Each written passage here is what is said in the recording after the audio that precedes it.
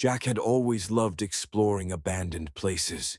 The thrill of the unknown, the eerie silence, the remnants of forgotten lives, it fascinated him.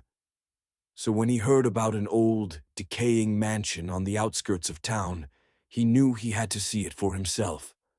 The house, known as the Blackwood Estate, had been empty for over 70 years.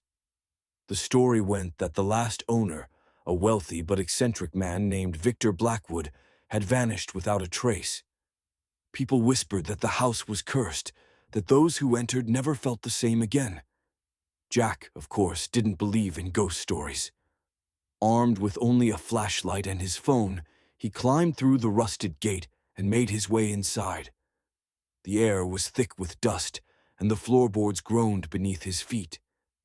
Faded portraits stared at him from the walls, their eyes hollow and lifeless. The deeper he went, the more uneasy he felt. The house was bigger than he expected, with endless hallways that all looked the same. But what caught his attention the most was a locked door at the end of one corridor. Unlike the others, this one was untouched by dust, as if someone had been using it recently. Jack's curiosity got the better of him. He pressed his ear against the door. Silence. Then, a faint scratching sound. His pulse quickened. It could have been a rat or just the wind, but something in his gut told him it wasn't. Looking around, he spotted a set of old keys on a nearby table. He grabbed them, his fingers shaking slightly as he tested each one in the lock. Click.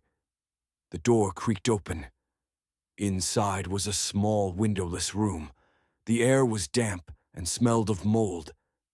In the center stood a single wooden chair, facing the wall. Jack stepped inside, shining his flashlight across the peeling wallpaper. That's when he saw it. A message scratched into the wall with deep, jagged letters. I never left. The scratching sound returned. This time it was coming from behind him. Jack spun around, his breath caught in his throat. The chair was no longer empty. A man sat there now, his back turned to Jack. His head was tilted at an unnatural angle, his fingers twitching against the armrests. Jack couldn't move. The man slowly turned his head, far beyond what a human neck should allow. His face was a blur of shadows and sharp, grinning teeth. You found me. The light flickered, and the door slammed shut. Jack was never seen again. But sometimes, on quiet nights, passers-by swear they hear scratching from inside the Blackwood Estate.